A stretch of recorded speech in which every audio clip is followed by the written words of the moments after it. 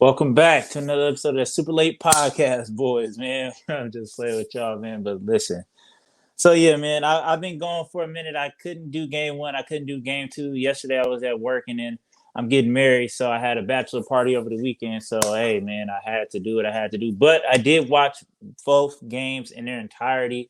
And on the second game, I can give you, like, you know what I'm saying, my breakdown of what's going on and just how I feel right now. You know what I'm saying? But as Suns fans, I feel like I see it, I get it. But to me personally, I wouldn't be panicked because we still got a chance to turn it around. We still got a chance to go in Phoenix, and you know what I'm saying. And I feel like we got a bad game from D Book game one. We got a bad game from KD. You know what I'm saying? Game two, and hopefully if we can get those two to kind of come together at the same time. And I feel like CP3 being out is kind of like a little bit of a good thing because I feel like now we get to play with the lineup a little bit more. Now we get to add potentially somebody else. You know what I'm saying? That could be another defender. Like me personally, like I would just run out there with the point book. You know what I'm saying? Point book just for because I feel like point book is not going to win you a series. Like Suns fans, we got to acknowledge that point book is not going to win us a series, but point book can get us a game. You know what I'm saying? Point book can definitely get us a game. We've seen him do it before in the past, whatever the case may be. Chris Paul has gone down in the past, and Chris and D Book has led the way, whatever the case may be. So point book can definitely get us the game. And I just don't know who I would throw there in that second slot. I don't know if I would throw in D Lee. I don't know if I would throw in T Ross. Personally, if I had to choose, like this might be a little crazy, this might be a little on some Ty Lue type time, but me personally, I would throw Ish Wainwright in there just because I feel like we just need to help on the rebounds, on the boards, or whatever the case may be. And I just feel like if we can get that on the boards and then just have KD, Ayton, and you know what I'm saying, KD, Ayton, and Booker shooting the ball, like I feel like we'll be all right. But I feel like another key to that third game is we got to get them boys some rest. Like we can't be running niggas out there 45 minutes and then they gassed out because we was winning this game. You know what I'm saying? Yesterday was a very winnable game. We was in there, we had it, and then you know what I'm saying. It just Book got gas, KD got gas, and then you throw in C Payne in there, and this nigga went 1 for 7. So it's just like, dog, like, what are we doing? You know what I'm saying? What are we doing? And he got 17 minutes and he was just blowing layups, missing threes, looking off niggas.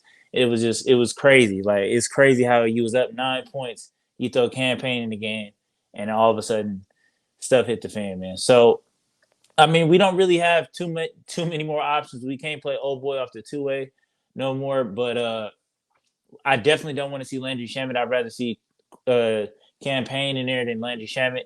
But you know what I'm saying? I appreciate that Jock Landale got a little bit of run. And like I said, I feel like if anything, too, another guy that I would throw in the lineup is TJ Warren, just off of the strength of like TJ Warren has a herky jerky kind of game. And we need that in the sense of we need to be able to get to the line. We need to be able to catch our breath, slow the ball down, like you know what I'm saying, set the pace and we need to be able we need somebody that can consistently get to the line because like I said, I feel like Book, it depends on like the game, it depends on like how he's feeling in the moment. Because to me, it irritates my soul, and I feel like this was my main thing with game one. It irritates my soul, and we need somebody to kind of pull him to the side and be like, "All right, chill with the foul hunting. Like they not gonna give you the foul. They not. It's not going down like that tonight. Chill with the foul hunting. Let's ball up. You know what I'm saying? I feel like to me that's Devin Booker's biggest downfall because I feel like he get caught in that I'm trying to draw fouls for like minutes at a time, and I feel like that be killing us. And then by the time he actually get out of it and snap out and try to ball, then it'd be too late. Sometimes the defense already adjusted or whatever the case may be, or like you know what I'm saying, he didn't shot us out the game. But we definitely need Kevin Durant to show up game three, and I feel like he will, man. Like I said, he had a bad game two. He played good game one, and nobody else came with him. And it was D Book turn. D Book played good, and nobody else came with him today. We got to figure out a way to get Da the ball. I feel like he was out there grabbing boards or at least boxing out and just you know what I'm saying. We wasn't at least getting killed like we was last time on the glass. So, but to just address some of the other stuff is just like a little reason why I hate the playoffs a little bit is just because it's just like everybody opinion change game by game. You know what I'm saying? And to me, that's so irritating, bro. It's so irritating because then niggas move the goalposts and do all this other shit because it's just like, bro, I genuinely don't get it. It's like you lose a game, you go down, whatever the case may be, then it's like to niggas it's raps, and then when you win a game or whatever, then it's like, oh, so if we come out game three and we blow Denver out the water, then what niggas gonna say? Niggas gonna be like, oh, well, Denver in trouble now because blah blah blah. So it's just like I be taking it with a grain of salt for real, for real. Because like I said, I feel like even though I don't like Monty, even though I don't like Monty with this team, win, lose or draw, I still want him out of there. And I feel like a lot more people have been kind of like shining like this series or just him having all this talent or him having KD and all this other stuff now has been shining a light on Monty and his lack of adjustments and how he hasn't been able to just coach or whatever the case may be. And I feel like to me, it's a good thing. But like I said, I've been on that Monty boat ever since the finals. But one thing Monty is good at, to give him credit, one thing Monty is good at is how we respond to adversity. You know what I'm saying? I feel like he always know what to say. He always can get us right in a sense to where we can respond to adversity. And right now we got some adversity right in front of us. I trust D Book with, you know what I'm saying, when in these kind of situations. I mean, what he let us down one time in that game 7 or whatever the case may be. So I don't see a complete meltdown like that happening. But you never know. You never know.